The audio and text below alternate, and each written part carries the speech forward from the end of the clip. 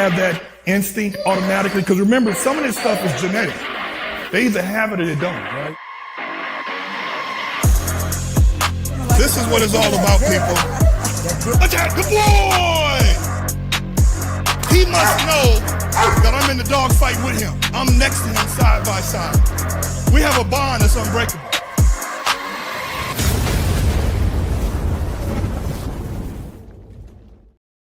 Yeah. Let's just wait till some people come in. I want these people to come in, and we'll be straight. Okay. I know you got fam in Chicago watching. Mm-hmm. So yeah. So let me get here. Here we go. Yeah, we got some people coming in. Now, the way it works is that you're going to be able to see comments and questions over here on the side, right? So this is going to be dope. Yeah, we're going to get some more people coming in, man. I really want to appreciate you coming in, though, man, because I know we set this up, 2 weeks out? Yeah. I appreciate you having me, man. I appreciate what you know, and my man Joe, NWA County Course. So I appreciate what y'all doing, man. Y'all creating platforms. You know, I liken it to, you know how you go on the internet and the YouTubes and you see all the relationship platforms and, you know, all the panels, you know, people talking about relationships and stuff like that. You know, you're bringing that same structure to the dog world, which I believe is needed. You know what I mean? Yeah. So I appreciate y'all giving me the platform to, you know, and I'm not saying this to undermine anything that I'm doing or to make it seem like I'm speaking lightly about what I believe in. But the truth of the matter is, relative to the dog world, I'm still a nobody. You know what I'm saying? And I know that. You see what I'm saying? I know where I am. I know where I rank in the dog world. So the fact that y'all are giving nobodies a platform, I think that's dope. Yeah. My thing is, man, is like Joe Rogan, he puts people on his platform you never fucking heard of. Mm-hmm. And all of a sudden, they're overnight sensation, right? Now, I'm not knocking that process, but I think for me, what happened was when Zeke at Documentary TV, Yeah. when he put me on 14 years ago, he made my presence, he made me relevant in the Doberman community, right? So for me, I it's didn't like, even know that. I got to go watch that now. Yeah, dude, I go back 14 years with this guy, and it's like, I gotta bless people. You know what's happened to me. I gotta bless them. You know what I'm saying? So for me, yeah, you know there are smaller kennels out there, smaller trainers, but everybody deserves to be seen on the work there's work being done. And I'd rather for you to be known for what you're doing and versus what you're saying. Right.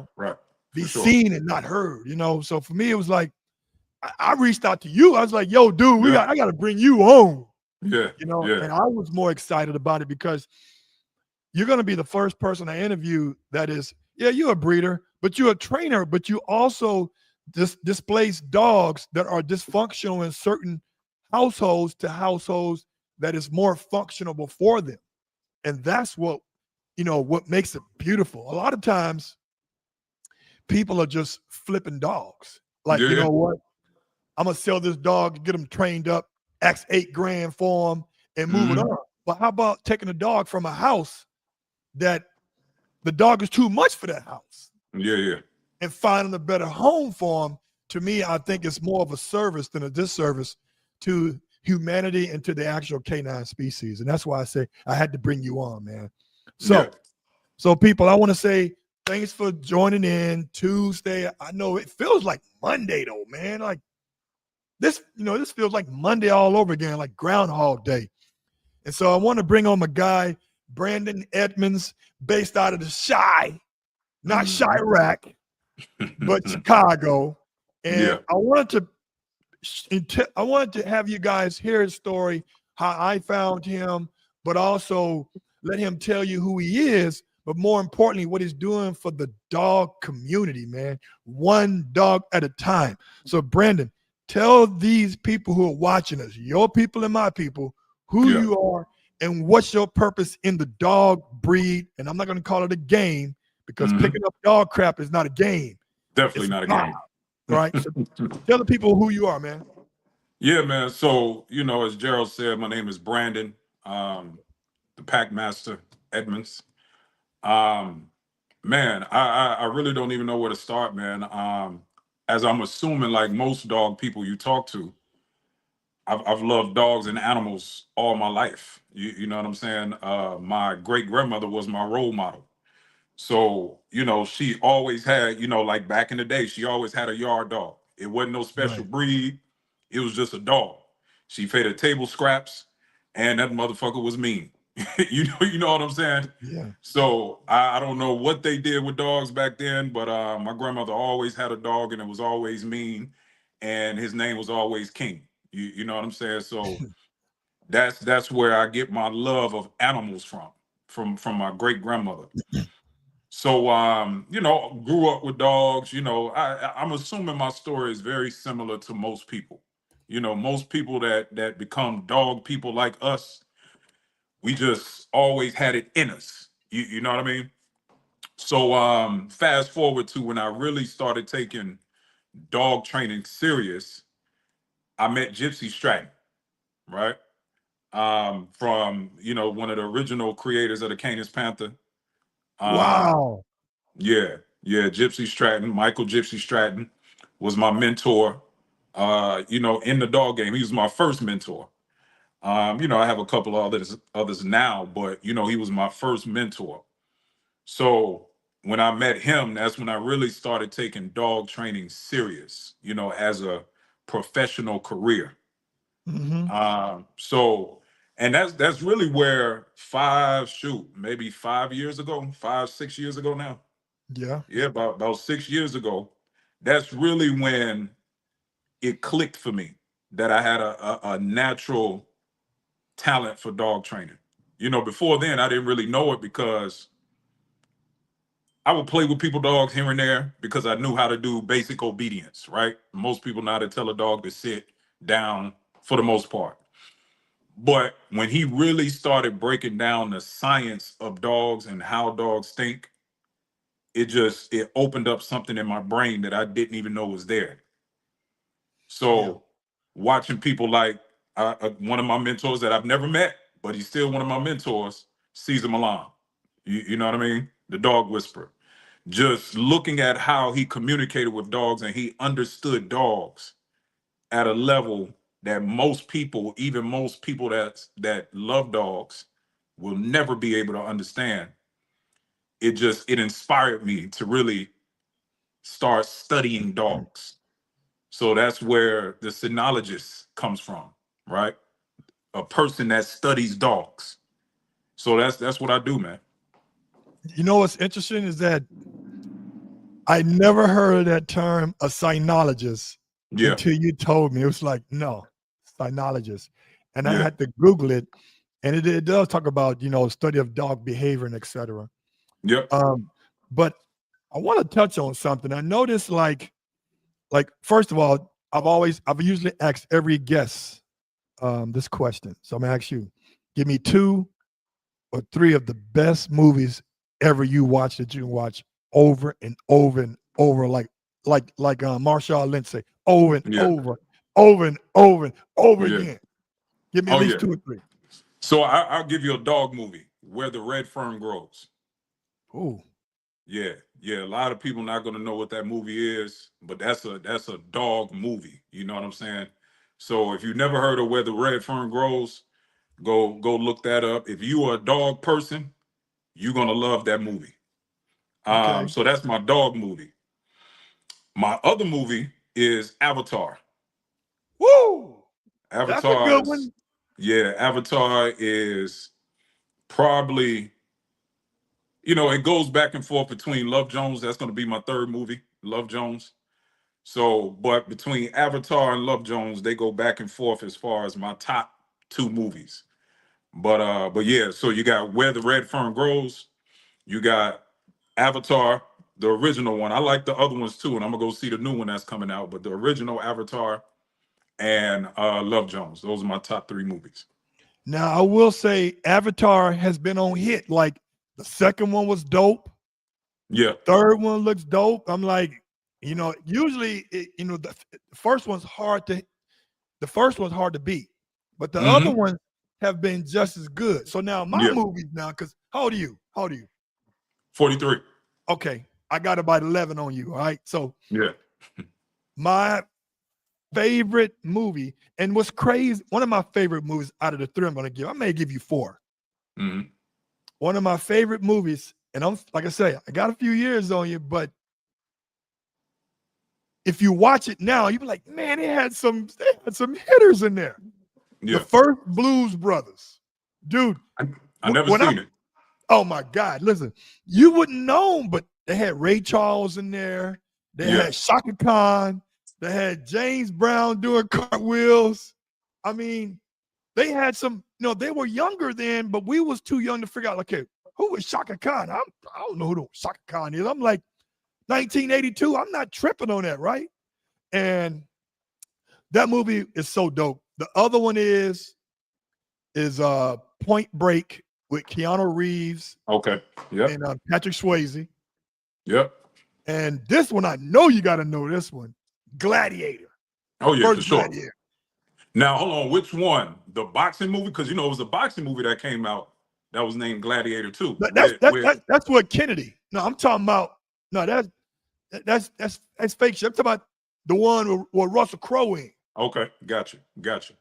Now, Yep. I love that one because it has deceit, it has honor, it Yeah. has death, it has retribution. I mean, it Yep. has a storyline, man. And so it's like, that's what's funny, man. And I don't want to get off tangent, but shit, what we grew up on, like the Cosbys or Fat Albert or the Mm-hmm. Three Stooges or any of the sitcoms, it always had a story. It always had a Yeah. message at the end of it, like a positive message, Right. right? These shows now, they don't have no message at the end except death Yeah. or deception. It doesn't have a message that can go along with you for life as a young Right. man or young woman. But that's my thing, man. So me. You touched on something. So I want to balance on this on the Canis Panther. They want to get back to how I found you. The Mm-hmm. Canis Panther. Have you met any Canis Panthers? And are they the same as they were when it was first originally created, man? As far as I know, so of course, being Gypsy was my mentor. I was at his house quite often. I still Right. go to his house, every so often to help his wife, with some things around the house. So, I learned some of my skills on Canis Panthers as far as protection training. You know what I mean? So, yeah, I met quite a few Canis Panthers. Now because of course I wasn't around when they were originally created, as far as I know, based off the stories that was told by Gypsy, by other people, it still seems like they are true to form, right? Um, but I've never experienced that original Canis Panther. But as far as the look and the temperament, the motherfuckers are mean and they look good. So as far as I know, yeah. To me, it seems like the Canis Panther. First, I want to say shout out to Joseph Williams. He said Brandon takes a lot of dogs that would be put down and rehab them. Bro's a good dude. Yeah, appreciate it. Appreciate it, Joe. Uh, DC Appreciate you. DC Bond. What up, man?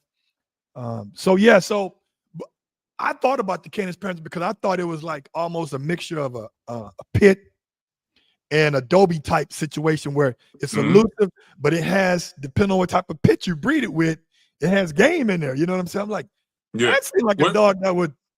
Well, that's what they use. They use the pit. They use Doberman, of course. They use Great Dane, and they use Black Lab. So those are the 4 dogs that they use to create the Canis Panther. Now the percentages, I don't know. I don't know the percentages. I don't know the magic, but I know those were the 4 dogs that they used.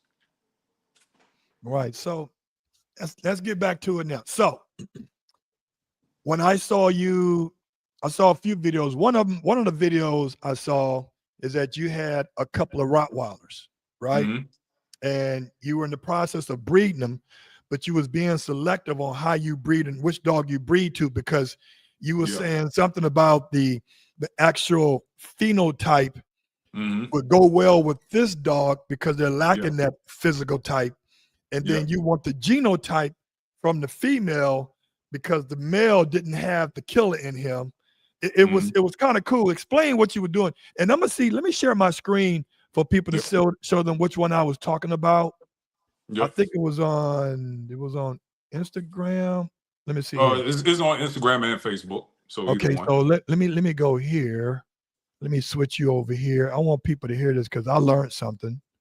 Mm-hmm. Um, which one was it?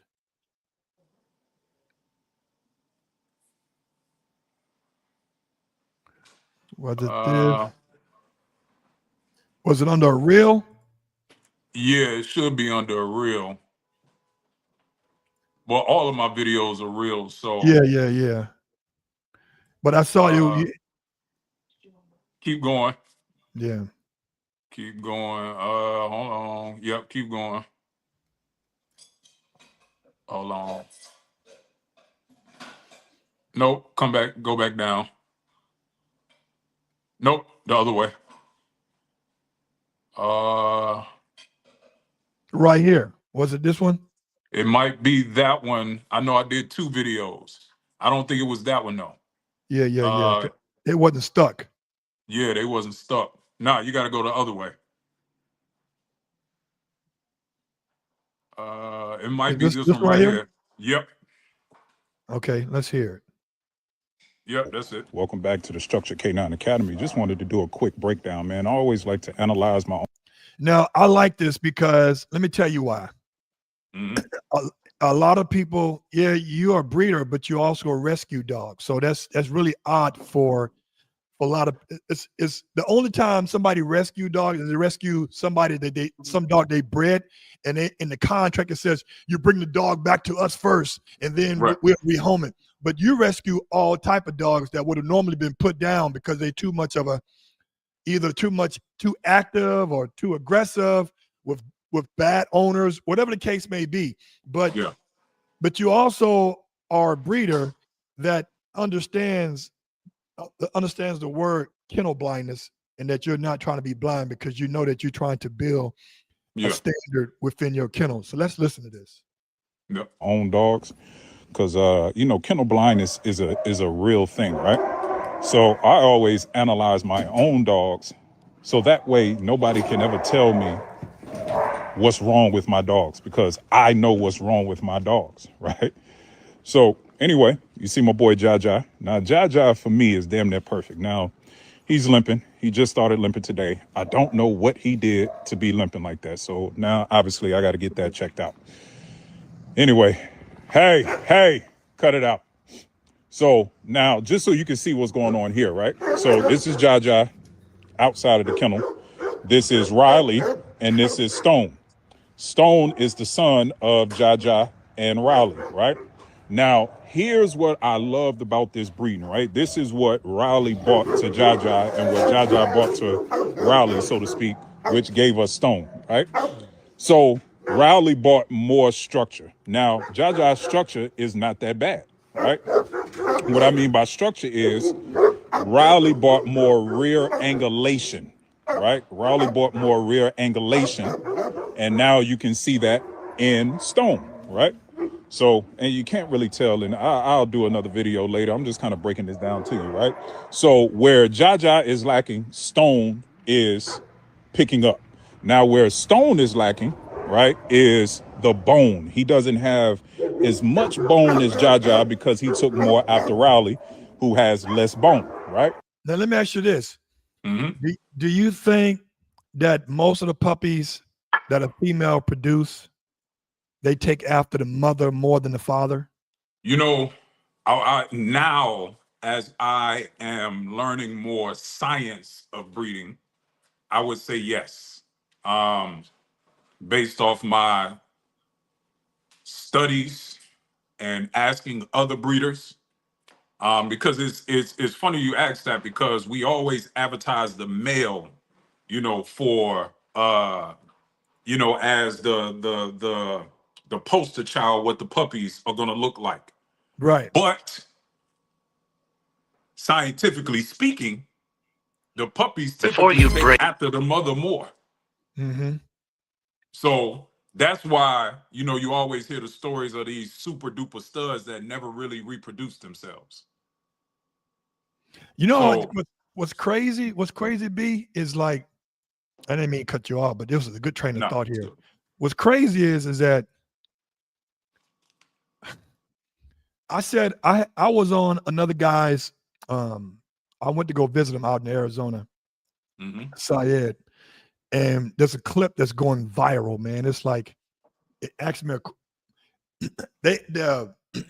I said to me, and this is just my personal perception, because I'm a stud guy. First of all, I own no females. The only females in my house are my 2 cats and my wife. I got all male dogs. I got 3 Dobies and 1 Rottweiler. Okay. And I told Syed, I said, a proven dog for a stud is not only proven on the field, because I do protection sports, but he's proven off the field. And what I mean by proven off the field is that, can he recreate himself, even with a mediocre female? Right. Now, if he's breeding to a great female or a very good female, then that just makes it even better, because the male is actually supposed to accentuate the litter. But, and everybody was talking about, I disagree. I'm like, well, what's a proven dog then if he's not proving himself? And listen, for me, proven means on the field in a protection sport that he's achieving something. He's not backing down. He's not always defensive. He's civil as shit. He's got nerves. He can't get ran off, but he's clear in the head, right? And he also is proven that he can make a litter a good litter. Yeah. What is your definition of a proven stud, regardless of what I said? So it's very similar to what you said. I don't do any protection sports. Now I do protection training, right? So my dogs are protection dogs.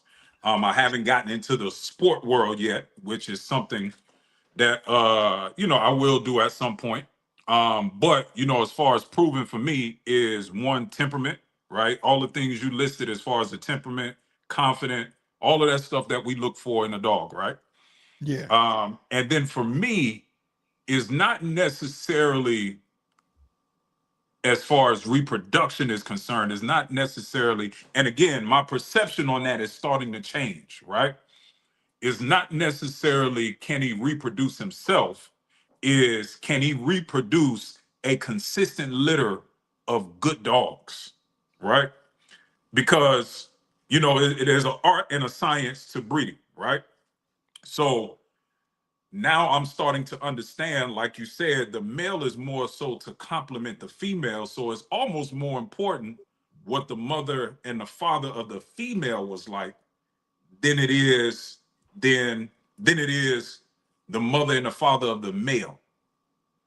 Now you want them all to be good, but if you got a good male and you got an excellent female, that part, then there's a higher probability you're going to get good puppies, right? And that then part. out of that litter of good puppies, you're going to get 1 or 2 that's like, yep, that's the ones I'm looking for. So, again, it's an art and a science. We're not God. We just play God, right? So when we put dogs together, we just really hoping for the best, because we really don't know. With all the science and technology that we got, we still really don't know. We don't know until the puppies get here. You know what I mean? So I agree. I sell a lot of the litters that I breed to based off of the exposure of my males, right? I show the good, the bad, the ugly, the great, the pretty. I show it all. And I tried to breed to some of the better females. Everybody ain't gonna have no rock star female. And if a stud is in my house beyond 7 months, then he's checking most of the boxes because I don't buy skittish dogs. I don't keep dogs that have no kind of drive. Yeah. I don't keep dogs or young pups, no matter how much fucking I money paid on the dog. I don't give a shit if I imported a dog from Russia this year. After everything's said and done, it was like almost 8 racks, right? Because American dollars weaker than the euro. I gave that motherfucker away because you know what? He was not good for my household. He may be better for somebody else's. Yeah. But I give you an example. I'm gonna see what you would have done. Now, I talked to a guy named Haz. He's from Shield K9. Haz is out there in Canada. He's a big time guru internet dog trainer. I'm familiar with him. Yeah, and he said something. He had a clip, and I just posted it maybe a week ago. I forgot I had it. He was saying, "Hey, just because your parents are rock stars doesn't mean your dog, that offspring, going to be rock stars." He said the likelihood of them being rock stars are less than 50%. He said something along those lines. So I'm thinking, because I'm buying from the same breeder, like, you know what? Titus, who I got right now, is from the same kennel, the same sire, Axel, IGP3, all this extra loaded up stripes and shit, hash marks, and I said it's got to be happening. Yeah. Man, just like your dogs. When I open my crate, that motherfucker scratching at the door trying to get out. When I open the crate for him, man, he's like laying down. What's up, man? Yeah. And I keep the door open. He's like, I'm going back to sleep. I was like, bro, he at 7 months, bro, he's acting old already, man. I was like, you know what? So imagine when he turns 1.5 years. Yeah. 2 years. So I was like, that's indicator number one. And then the other thing is when I was just transporting them. Now, I know dogs get pano, they get growing pains. So we got growing. I'm damn near 6'3". My shins were hurting all the time when I was 13. Yeah. And I was like, when I pick them, I had to pick them up out of the crate, out of my van, and put them on the ground.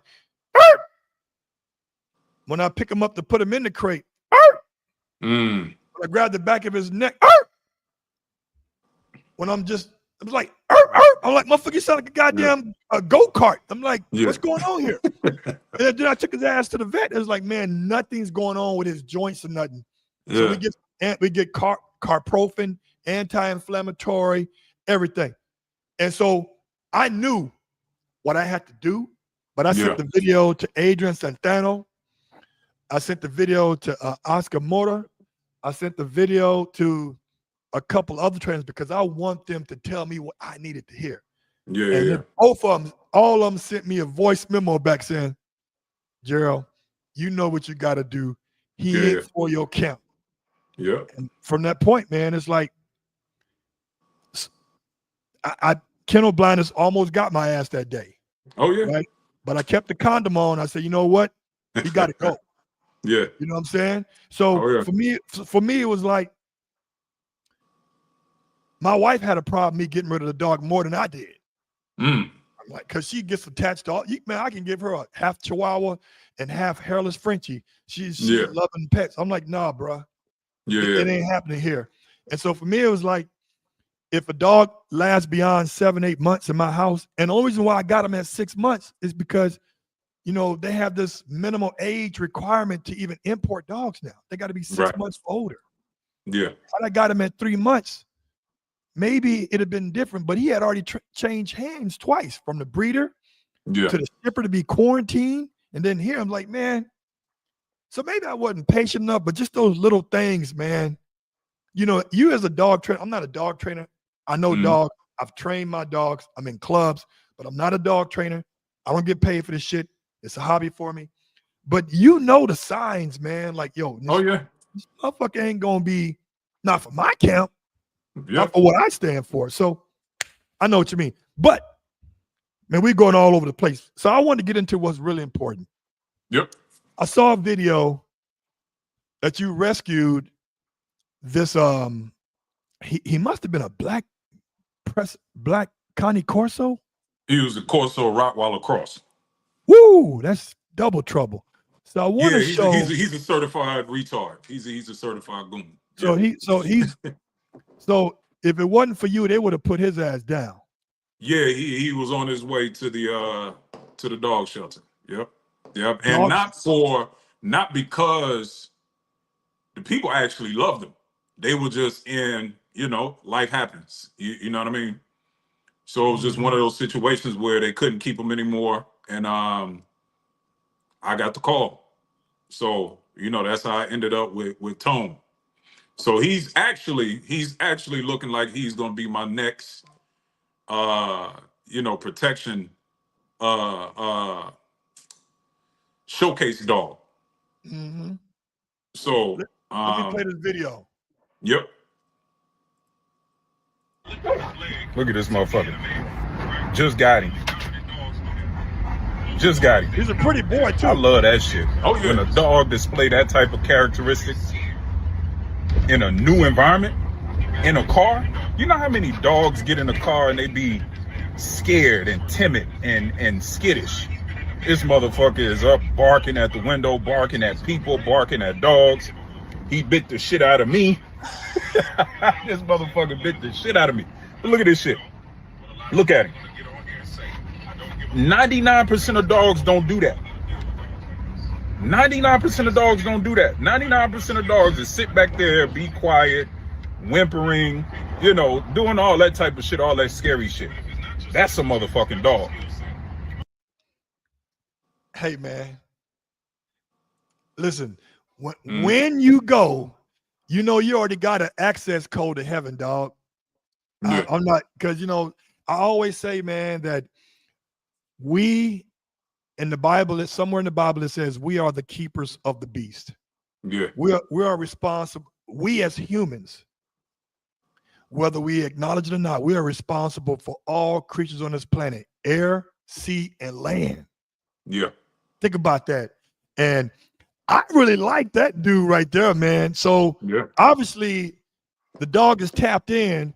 He was Hmm. born with courage, and I think he was probably too much for the owners, or they didn't keep the dog stimulated enough to tire his ass out. So what was his story?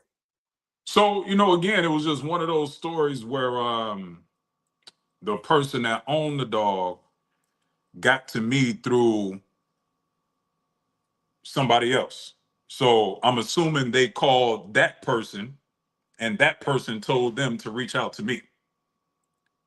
So again, it was just one of those situations where they had the dog, their living situation is unstable. So the dog was staying, place to place, just trying to, they were doing their best to keep the dog because they actually love the dog, but life be lifing. So they finally got to the point where they realized they couldn't keep the dog anymore. So long story short, I got the call, and that's how I got Tone. So what's the status of him right now? Or what kind of training have you been putting in him? What have you tested him in regards Hmm. to his prey? Is he civil? Is he defensive? What's your assessment so far? He, to me, as I was talking about in the car, and which is why I love him so much. He has a pretty good balance of both. Oh, he He's got a live definitely, bite too now. yeah, for sure. That's what really made me fall in love with him. You see, and it wasn't no what we call a fear bite. It was like, hey, motherfucker, I'm here bite. Like, you know what I'm saying? He with intent. Yeah, yeah, for sure, for sure. So that's what really made me like, oh, okay, yeah, I see what's going on.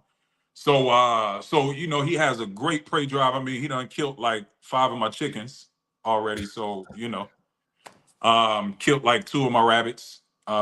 So definitely prey drive. Definitely has the defense drive that I like. You get like for me personally, I don't like an extreme either way. I don't like an extremely prey driven dog, and I don't like an extremely defensive driven dog, right? So I tell people all the time if I had to put a percentage on it, I like a 60-40-ish split, right? I like a little bit more defense, and then I still like that prey because I understand it's necessary for what we do. So that's kind of my split, and he seems like he has that perfect split of what I'm looking for. Hey, Joseph Williams said he bit me too. No, Joe, I got bit. I got bit by that. Joe's fucking with me. I got bit, but I had a bite suit on, and he bit me, and it was a Caney Corso.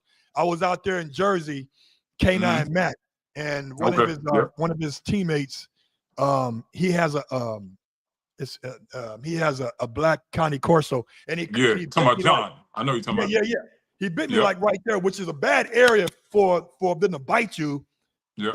They supposed to be like biting like up in here somewhere. You know what I'm saying? Like Yep.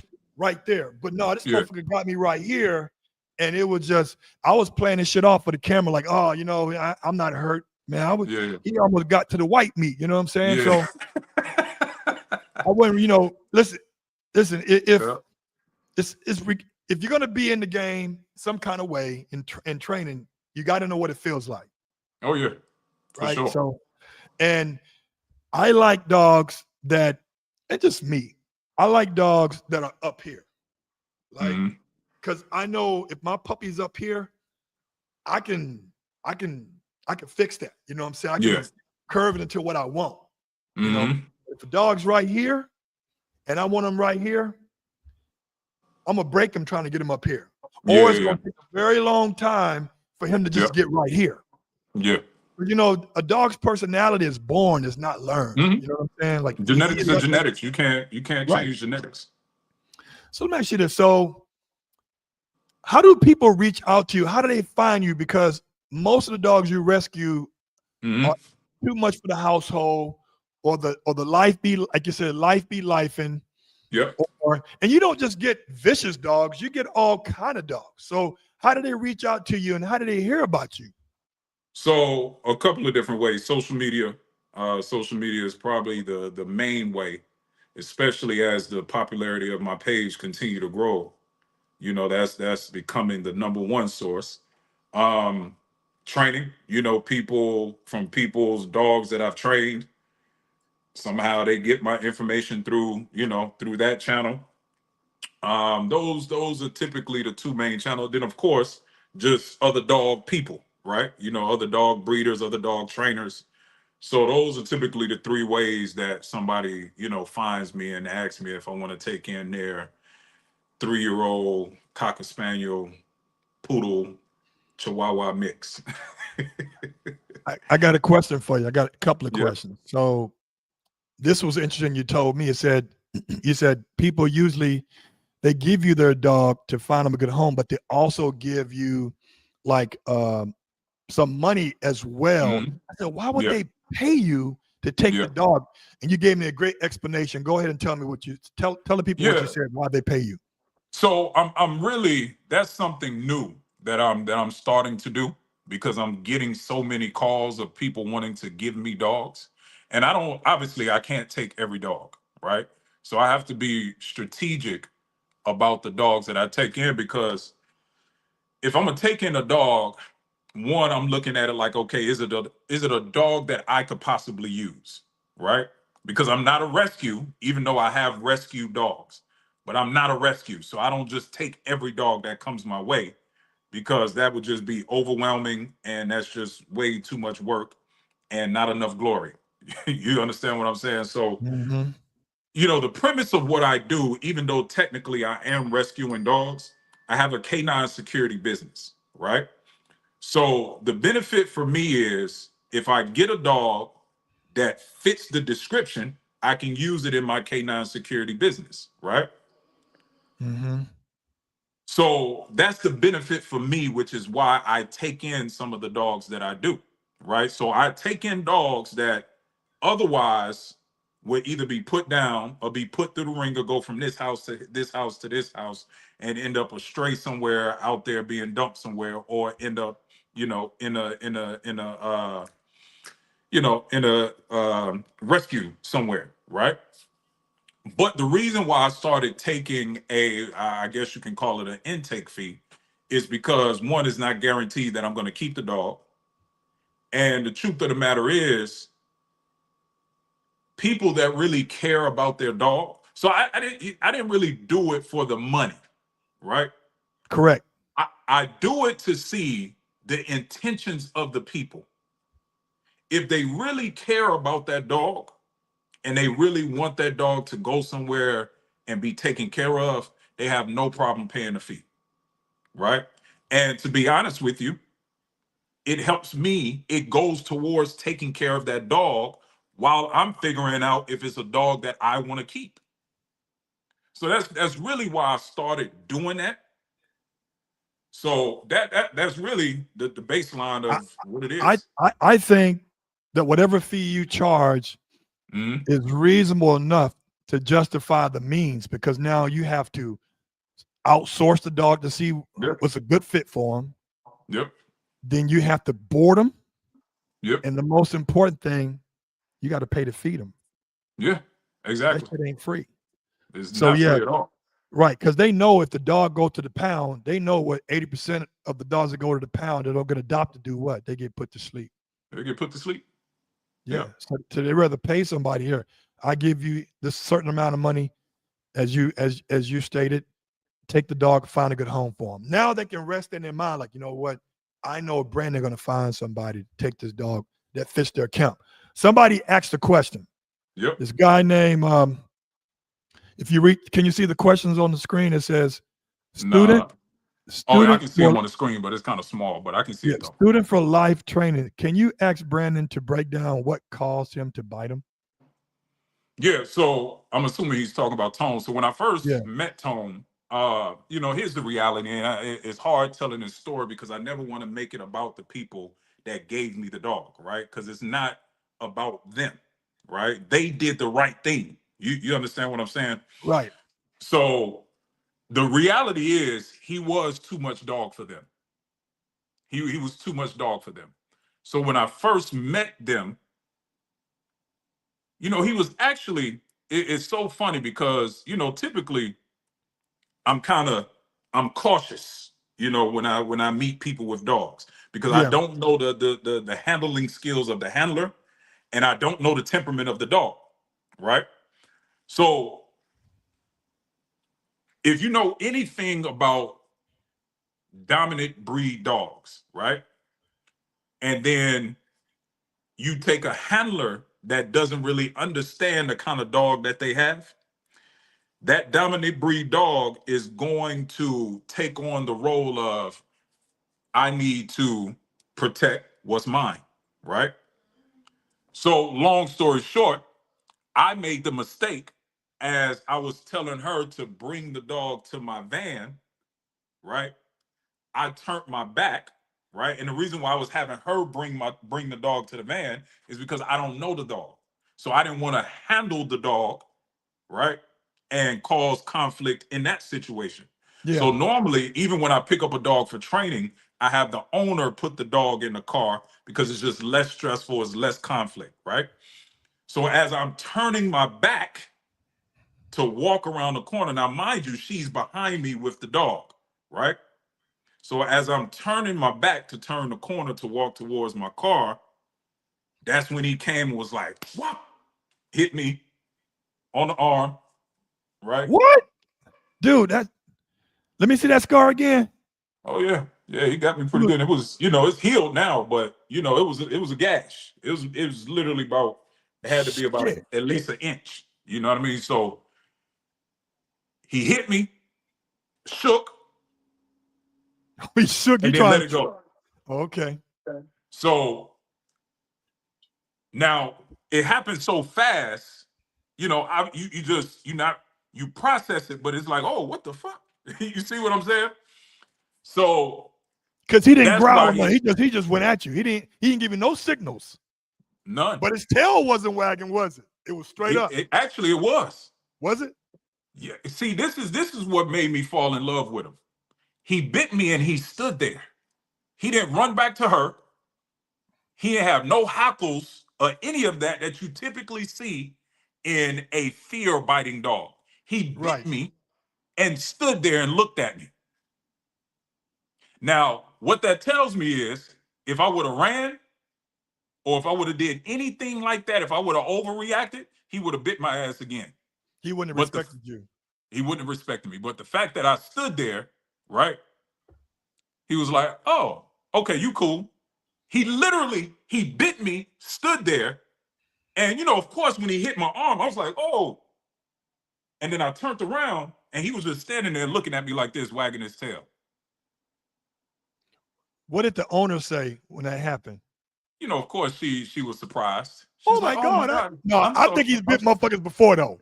I believe so too. Come She on didn't now. tell me that, but I believe so too. She I don't think probably thought if she had told you that you wouldn't have taken the dog. probably. But most of the dogs that you take that are on the edge like that, Yeah. they're being adopted by you because of their past actions towards humans. Absolutely. You're not gonna tell me, oh, because he bit my neighbor's cat. Fuck that. It was like, no, he bit my neighbor's child. Yeah. Like, come get him. Yeah. Yeah. So the reason he bit me is because he's a dominant breed dog. He did what he did what his genetics told him to do.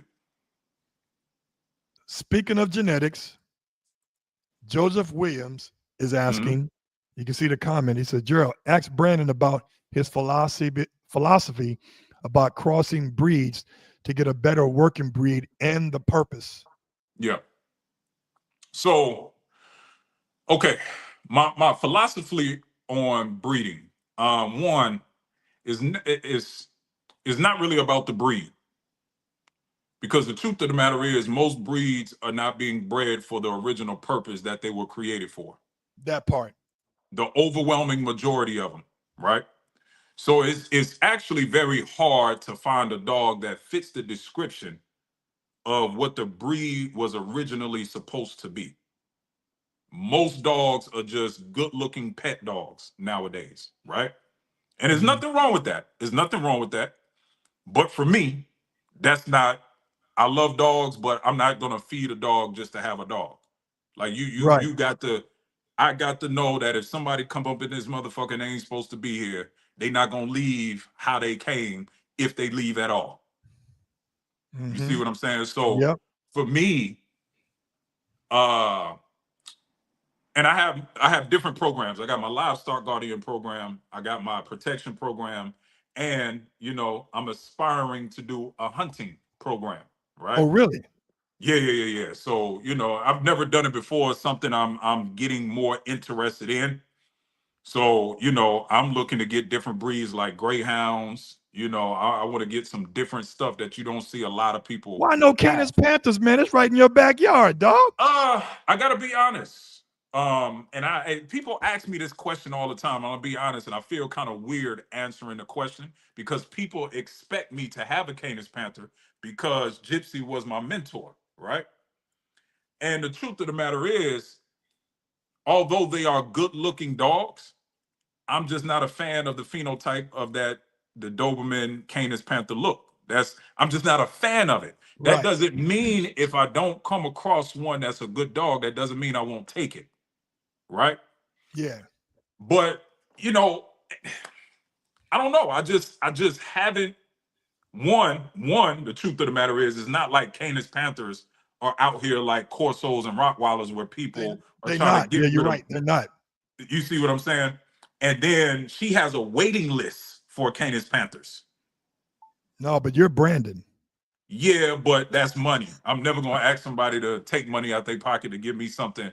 And I'll be honest, what people are paying for Canis Panthers, I'm not paying that for dogs. Is the Canis, is the people you guys can put in the chat too, are the Canis Panthers AKC recognized now? No. They're not. Because because the Presa Canarios are not AKC recognized, but they're on some other kind of registry with AKC trying to be AKC recognized. But I love anything that has a little bit of an edge to them, especially like the Canis Panther. I like the combination of the pit. Every dog, and that's what I think with the Dobie breed now. And I've been doing Dobie 17 years, starting next month. And Haz was telling me I had to agree, but then I didn't want to agree to it. He said the Dobies that he's been dealing with, they don't have the nerves, right? And he said they're going to have to outcross. And I've had, he's a Shepherd's guy, but I don't know how you're going to outcross and put Shepherd in there and bring it back. You may have to outcross with Roddy, bring it back. And even Yeah. the Roddies is like, it's hard to It's, know if the yeah. Roddies got that killer in them because they're not being used Mm-hmm. what they were genetically bred for. Because Yep. the Roddies that I knew growing up, they were killers. Man, They were everybody killers. I knew growing up, They were killers. everybody was scared of them. And that was, and listen, and that's without flanking them. That's Mm-hmm. without putting them on the table. You That's look at without them any wrong. agitation. Yes, it cracking. It's like Yep. it's time to get busy. Yep. So let me ask you this. So what dog or what breed was it that somebody said, hey man, you got to come rescue this dog? And you say, you know what? Oh, no, I don't take that. I can't take that one. What was it? Well, again, it's not really a breed. It's more so the dog. Right. You know what I mean? Um, Man, I had a Bernal Doodle that, man, I swear if he wasn't clipped, I would have kept that dog. But I can't do Mm, nothing with a dog that's clipped. I'm just gonna be honest. But I had a Bernal Doodle that had an attitude out this fucking world. He was confident, good looking dog. And he was a big Bernal Doodle. He wasn't like one of them smaller ones that, the mini ones. He was like the size of a giant poodle. damn. The standard Like a poodle. tan, had the poodle hair. Beautiful dog, man. But I had to place him because as much as I liked him, I can't do nothing with a dog that's clipped. I just can't. I don't know. I don't know why people do that. It's like um Flex Wheeler, the bodybuilder. He's got a Yeah, dog for me. And he was telling, he's like, Gerald, man, that my vet is telling me that I got to neuter my. I said, first of all, yeah, that's not a reproductive vet. Every vet's going to tell you to fix your dog because they don't believe in procreation of animals. They don't. yeah, They'd rather for you to go out and procreate guppies and shit yeah. before you do dogs and cats. And I said, listen, all you got to do is tell Clark County if you have to. There's two different fees. There's a pet fee for neutered dogs, which is much cheaper, and then they Hmm. charge you a different fee to have animal license for an unaltered dog. And all you got to do is say, hey, this dog is going to be in AKC shows, because in AKC shows they don't allow altered or fixed or neutered dogs in their Mm. in competition. You can't have us all those dogs in the Westminster Dog Show. They can't be neutered and they can't be spaded. They have to be Mm. able to reproduce. Okay. You tell them that, you're good to go. But to clip a dog, sometimes people think when you neuter the dog, you're calming him down. Actually, I don't agree with that. If the dog got Uh, it in him, dog got it in him. he got it in him. Maybe if you do it younger, Yeah. obviously because you're gonna, stop the testosterone production. And I'm talking about.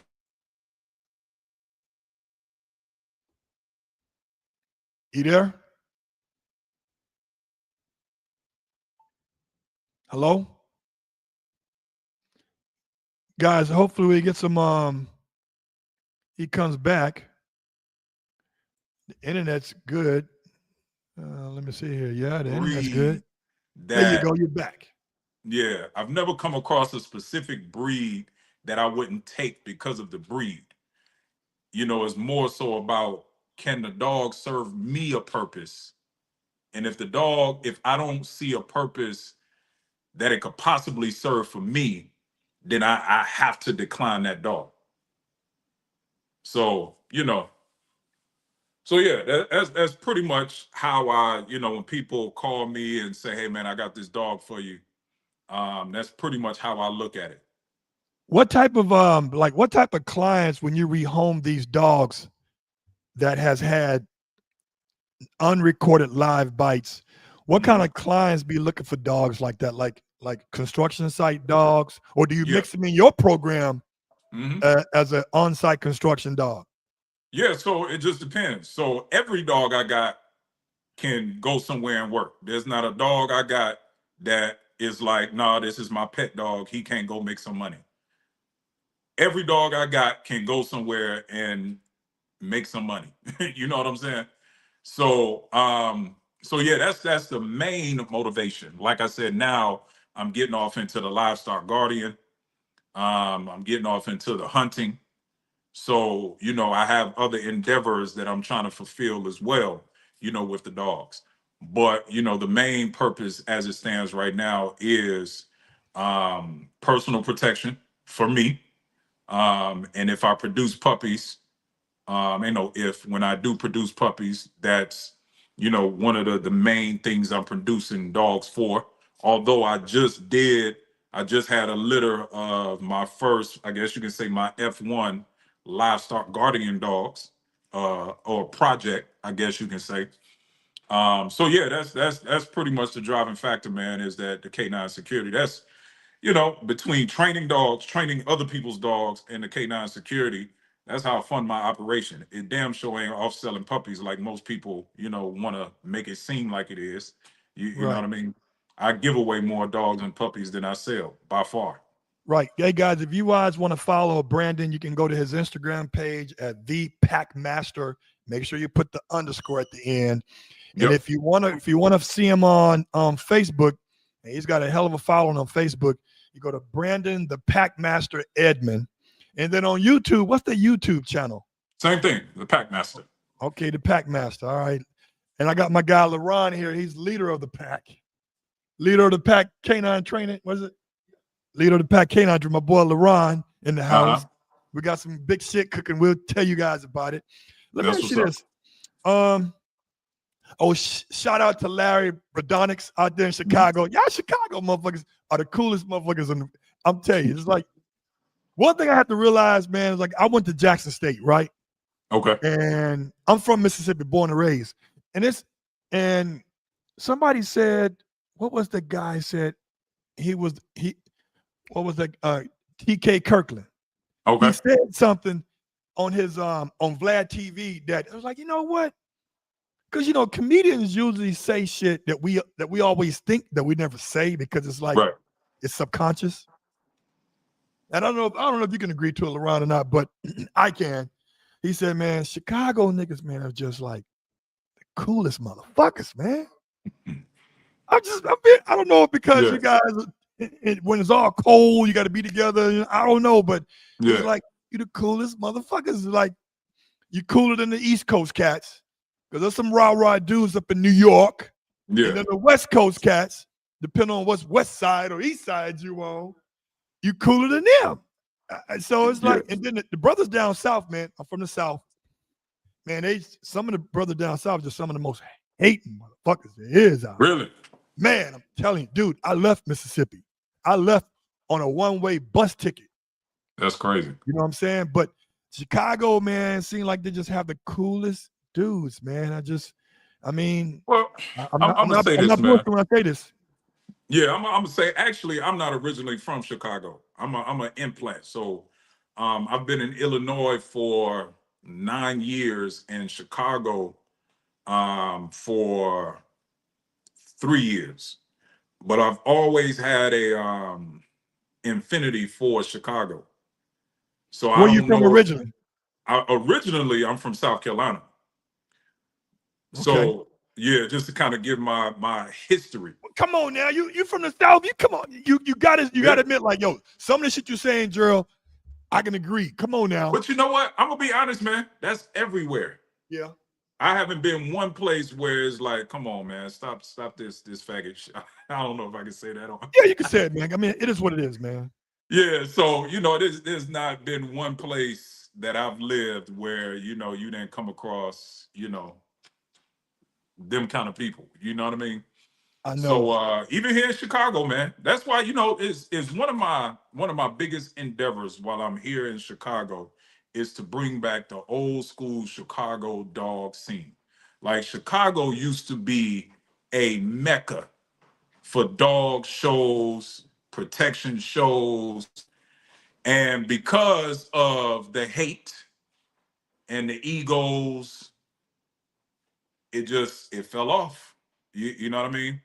I would have loved to have been in Chicago during that time when everybody around the world was coming to Chicago to learn how to train dogs. From the Gypsies, from the Mel McDuffies, we can go down the list. I got another one for you.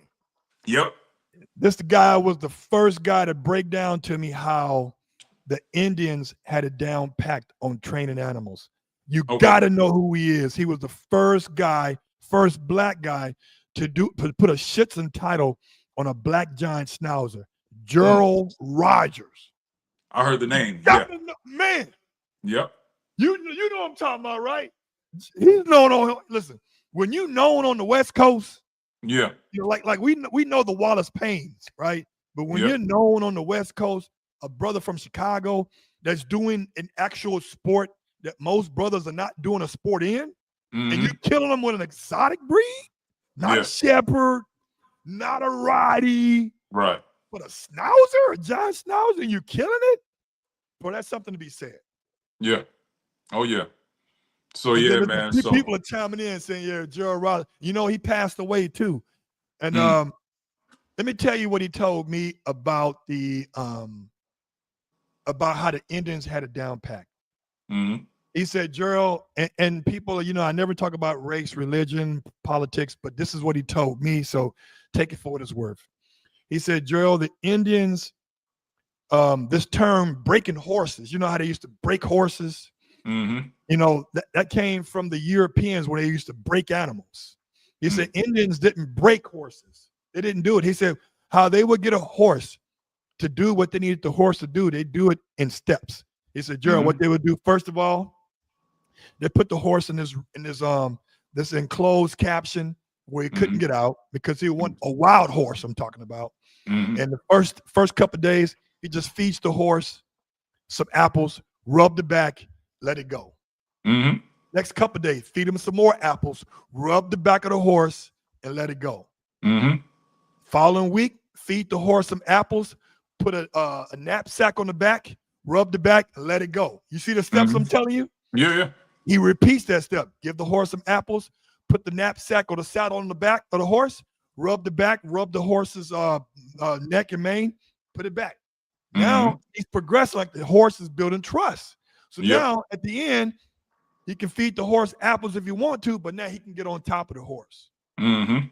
He said all this breaking horses shit, that came from the Europeans.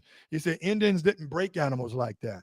Yeah. And when he broke it down scientifically like that to me, I said, you know what? That is almost like when I almost like well, it's not almost exactly the same as when we're doing puppies, when we're doing luring. Mhm. Same thing. Yeah. It's the same concept. Yes. And so that's some of the best obedience, some of the best heel obedience is done started with food. Yeah. You know, it can end with a tug or a ball as the icing on the cake, but it started with food at a very young age, right? Yeah. And I miss those old school trainers because now Gerald Rogers, before he died, before he passed away, this is like 4 or 5 years ago when he was losing it with dementia and shit. He was breeding giant schnauzers and dobies mixed together, and then one of his daughters or whoever was trying to sell those dogs for $3,000 and $4,000 and say, hey, you know, if Gerald Rogers was 30 years later, he could have sold anything to anybody because he's a proven person himself. Yeah. Right? So when people buy bull herders from other bull herder breeders, those people are proven breeders in the protection game. So they trust what he's saying. Now, if you buy a bull herder from me, I'm like, bro, you a Dobie guy. Yeah. I'm not buying shit from you. Yeah.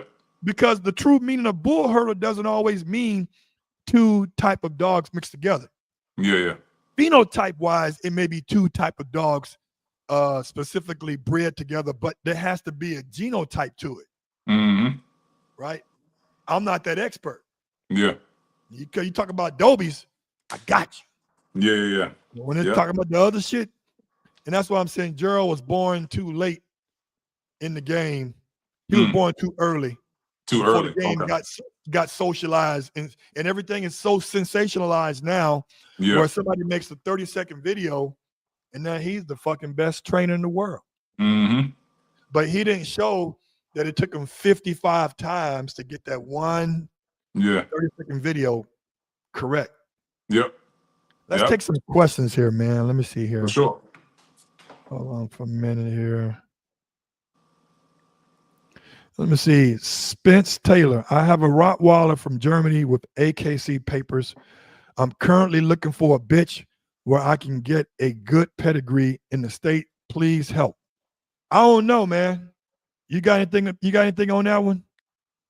Look, I'm gonna try to say this without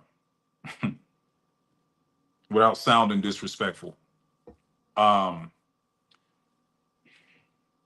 the moment you throw out the terms German and stuff like that to me, my brain kind of shuts off. Yeah.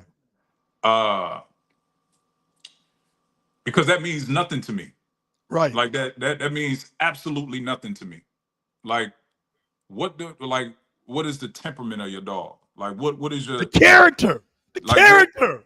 what is the purpose of your dog? Just because you got a Right. dog with AKC papers and you say it come from Germany, which people say German rot, and the dogs were born in America. So Make it make sense. what exactly is a German rot? Like what is that? You see what I'm saying? So I don't have any answers for you, my man. I really don't. Because just because you say you have a Rottweiler, I'm not going to put you in the direction of people that I believe breed the Rottweilers how they should be bred, simply because you say you got an AKC German. There's a lot of shitty ass AKC Rottweilers out there. That's just the truth. Yeah. Yeah. And I don't want that to sound disrespectful, but if you're going to be a breeder, then what is your purpose of breeding dogs? Yeah. What is your signature? Right. What is that specific, not just phenotype, not just the actual physical look you're trying to recreate. Yep. But what is the temperament you're looking for that you want to be known for? Yeah. Right. Because I know breeders that breed certain breeds and they don't care I know a guy who breeds Malinois, and he don't care what the puppies look like. He care about what the motherfucker's intent is from the womb. Yeah. That's what he want to be known for, is to generate Malinois with super high prey drive, always gas and no brakes, because he wants consistency. Right? So yeah, you definitely got to know like what you're breeding for. Yeah. What are you trying to be known for? What is your signature stamp? Because everybody's signature is different, right? Yep. Let me see here. You got a lot of supporters here, man. That's love, man. I appreciate y'all. Brother from the West Side. Let me see here. Here we go. VFW. I'm just joking. VWFK9. You can have a German bloodlines and American bred and be American bred. Genetics are first and foremost. Training is secondary. Figure out the purpose of the breeding and find a mentor or stay out of it. I agree. But if you're going to do it for the money, you're never going to look that far into it, because you're going to always look at the I put it like this. Most men were visual creatures by nature. Like I don't, like my wife, she could have been the nicest person in the whole wide world. But if she was physically unattractive to me, I would have never known that part. You're right. Yep. I would have never known that part. So unfortunately, the Europeans, for the breed that I breed for in Germany, the Dobermans, in Europe and Russia and Serbia, they care about the looks, but they talking about like, can this boy work? Can this girl work? Does she have a good top line? Does she have a good bottom line? Her character. Here in America, man, you said it best, man. Like when I'm showing litters or people showing litters, they glorifying the male only, and don't even remember that it took two parents to generate this litter. Don't you want to see the mama too? Yeah. Yep. Yeah, man. But yeah, man, I want to say, man, I appreciate you logging in, man. We got to do this again. I'm gonna tell you right now, Joe from NWA is gonna be looking you up to bring you on, man. I'm I've been already on knowing. Joe for shoot, man. Joe put me on. It has to be about 2 years now. I've been on Joe platform about 3-4 times already. Oh, you coming back now, dog. Yeah, You coming yeah. back because Joe is my guy, man. yeah, that's my dog too, man. It's really good work. He actually put this podcast bug in my head. Okay, that's what's up. Yeah, yeah, and I like it's talks it's all dog talk. You know what I'm saying? Mm-hmm. But it also comes full circle with humans and animals together. You know what I'm saying? And we For never sure. we never get outside that box. And I think that what makes our shit special that it's recorded live. Mm-hmm. It's not taped and then Yeah. edited and then dispersed. And you can't call in and ask questions. Right. And if those big podcasters out there, not saying any names, when they do go live, you don't know they're going live. They just go live. So it's like they Mm-hmm. catch you off guard. Yeah. Like when I go live, I'm letting you guys know date, time, and place. Like Yeah. get your popcorn ready. Yeah. I want to say, man, thanks for coming on. People, again, if you want to follow Brandon's journey, if you want to do donations, if you guys have dogs in this area, in his state that you need to rehome, if you're looking for some dogs to guard a compound, construction site, anything, you can always go there. You can check them out. Let me send you this information. Here we go. You can just look up Brandon the Packmaster Edmonds, Yep. or you can go to his YouTube channel. I mean his Instagram page, the Packmaster _. Mm-hmm. And you can go to Facebook, Brandon the Packmaster Edmonds. I Yep. want to say, man, I appreciate you coming on, man. And anything I could do, man, to put the message out there, bro, just let me know. You got my personal number. You ain't got no Google number of mine. You got my actual number that only good people reach out to me with. And I want to say, man, do you want to say anything to the people out there before we go? I mean, nothing more than I appreciate all the people that's been showing me love. That's appreciating that I'm showing the raw. You know what I mean? That's kind of, we were talking about what's the signature. I showed the raw. You know what I'm saying?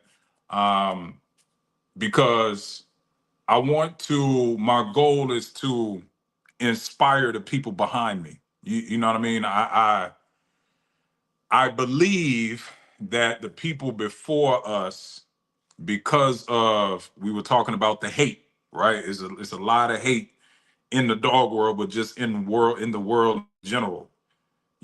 We tried to hide a lot of the stuff that we were doing because we were trying to keep it from the eyes of the people that hate us. It could have been another dog person. It could have been PETA. It could have been anybody. You see what I mean? Yeah. But in the age of the internet, it's like if you don't adapt, then you die. You see what I'm saying? So I'm using the internet. I'm adapting to the new world that we're in. And I promise you, man, I get calls and messages all the time, man, like, you showing too much, man. You showing too much. And I ask why. Why am I showing too much? That's literally like, why? And the answer generally is because, it's almost like gatekeeping. People want me to gatekeep the information.